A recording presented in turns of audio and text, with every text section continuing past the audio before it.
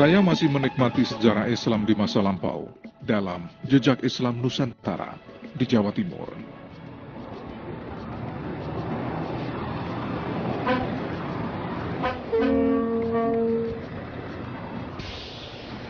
Kemarin saya sudah berkunjung ke komplek pemakaman Muslim di zaman Majapahit, tepatnya di Troloyo, Trowulan, Kabupaten Mojokerto. Dan kini saya beranjak ke barat sekitar 20 km, tepatnya ke wilayah Jombang.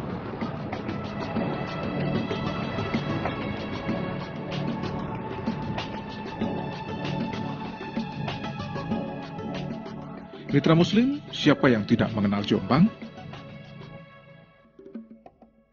Kota ini lokasinya memang sangat strategis, karena berada di persimpangan jalur lintas selatan Pulau Jawa, yang menghubungkan Surabaya-Jogja, Surabaya-Tulungagung, serta jalur lainnya, yakni Malang-Tuban.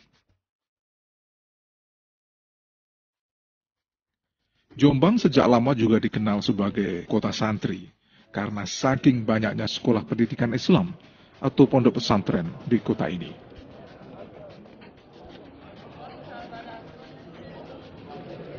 Bahkan ada pameo yang menyatakan Jombang adalah pusat pondok pesantren di tanah Jawa, karena hampir seluruh pendiri pesantren di Jawa pasti pernah berguru di Jombang. Beberapa pondok pesantren yang cukup dikenal masyarakat selama ini, misalnya adalah Tebu Ireng, Denanyar, Tambak Beras, dan pondok pesantren Darul Ulum.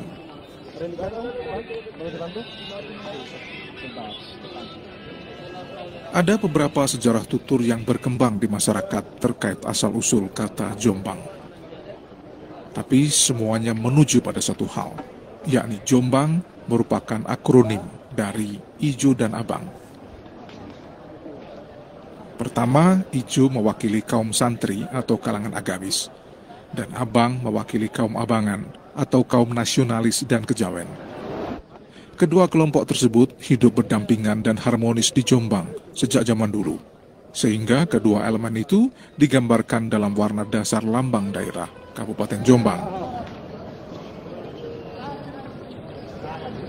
Pegiat sejarah Luki Ranwijaya menjelaskan asal-usul Jombang sebenarnya bisa ditelusuri pada zaman masa akhir Kerajaan Majapahit. Ketika Raden Patah berusaha untuk mengingatkan ayahandanya agar tidak lengser ke Prabon karena ada itikat dari Gerindra Wardana dari Kediri untuk menduduki Majapahit, kemudian terjadi satu friksi-friksi sehingga kemudian Raden Patah dibantu oleh pasukan dari ibundanya, dari Campa, akhirnya berusaha untuk mengingatkan ayahandanya.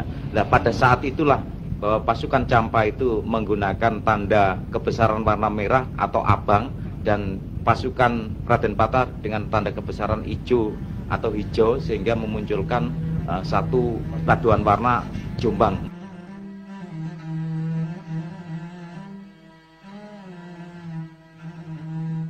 Di zaman Majapahit, wilayah Kabupaten Jombang merupakan gerbang kerajaan, sehingga banyak dijumpai nama-nama desa atau kecamatan yang diawali dengan prefiks Mojo. Di antaranya adalah Mojo Agung, Mojo Warno, Mojo Jejer, Mojo Tengah, Mojo Ngapit, dan lain-lain. Pada masa Majapahit inilah diduga Islam mulai berkembang di wilayah Jombang.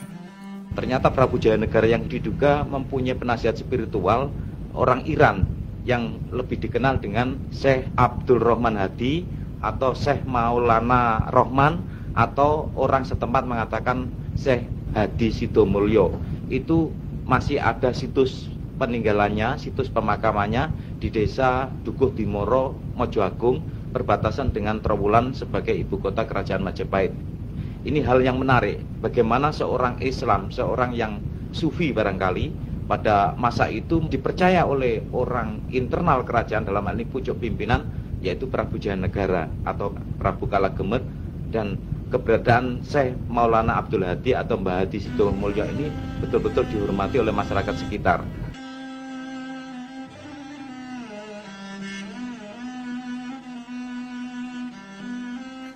Menyusul runtuhnya Majapahit, Jombang lalu menjadi bagian dari Kerajaan Mataram. Dan saat itulah agama Islam berkembang pesat di wilayah ini.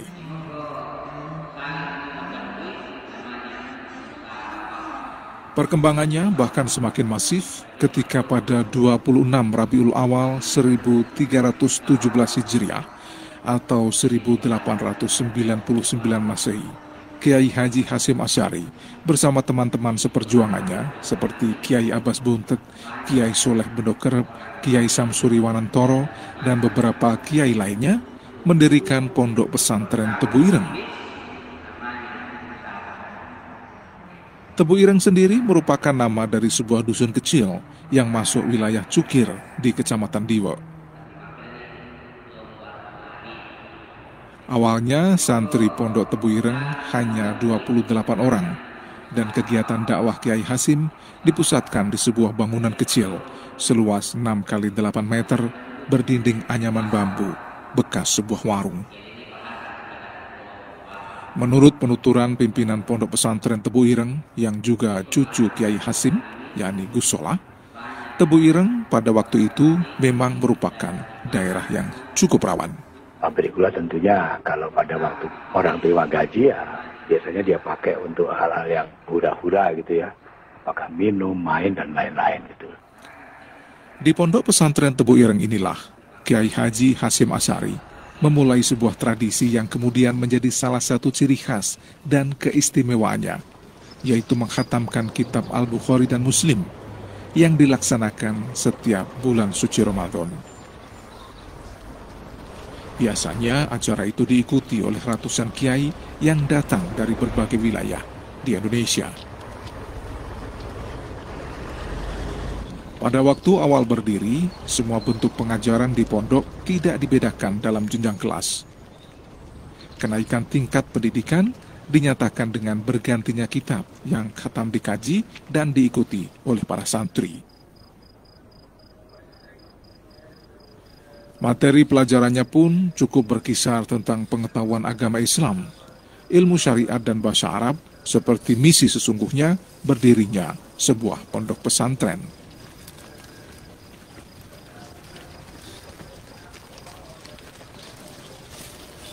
Perubahan sistem pendidikan di Tebu Ireng pertama kali diadakan Kiai Hasyim Asy'ari di tahun 1919, yakni dengan penerapan sistem madrasi atau sistem klasikal dengan mendirikan Madrasah Salafiyah Safiyah. Sistem pengajaran disajikan secara berjenjang dalam 2 tingkat, yakni sifir awal dan sifir sani.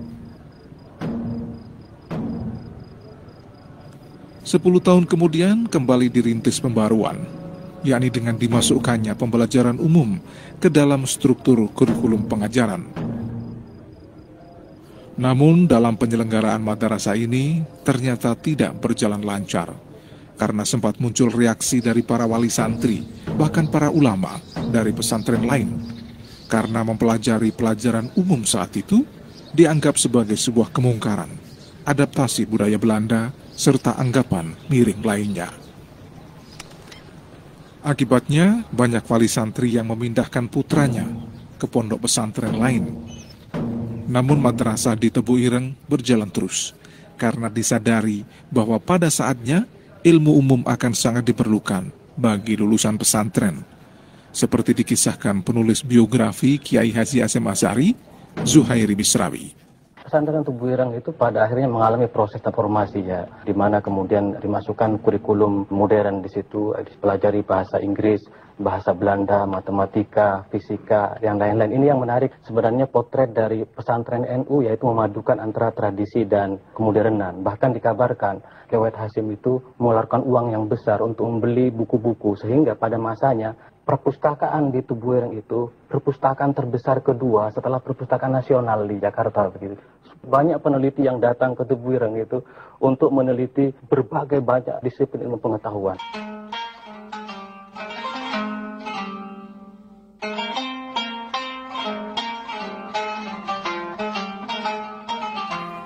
Tak bisa dipungkiri, jika berbicara tentang sosok Kiai Haji Hasyim Asy'ari, tentu yang paling kita ingat adalah Nahdlatul Ulama. Memang Kiai Hasyim adalah pendiri Nahdlatul Ulama atau NU, organisasi kemasyarakatan terbesar di Indonesia.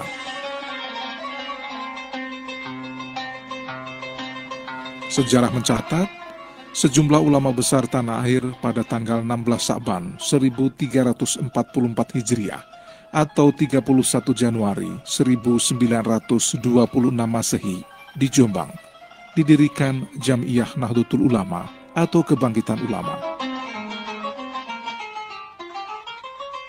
Azas dan tujuan organisasi ini yakni memegang teguh pada salah satu dari mazhab 4, yaitu Imam Muhammad bin Idris As-Syafi'i, Imam Malik bin Anas, Imam Abu Hanifah An-Nu'am, dan Ahmad bin Hambali. Juga mengerjakan apa saja yang menjadikan kemaslahatan agama Islam.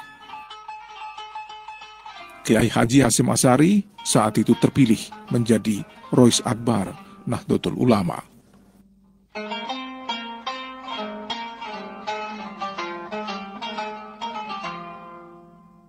Menurut Gus Solah, NU saat itu didirikan dengan sistem jaringan yang sangat kuat. NU didirikan dengan menggunakan jaringan alumni pesantren Tebuireng yang ada di Indonesia, khususnya di Jawa.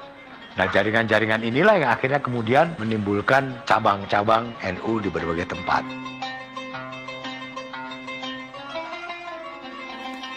Nahdlatul Ulama mengajarkan berjihad untuk keyakinan dengan sistem berorganisasi.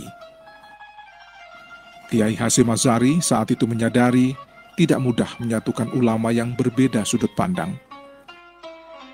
Tapi diyakini perjuangan yang dilakukan sendiri-sendiri akan lebih besar membuka kesempatan musuh untuk menghancurkannya, baik penjajah atau mereka yang ingin memadamkan sinar dan syiar Islam di Nusantara.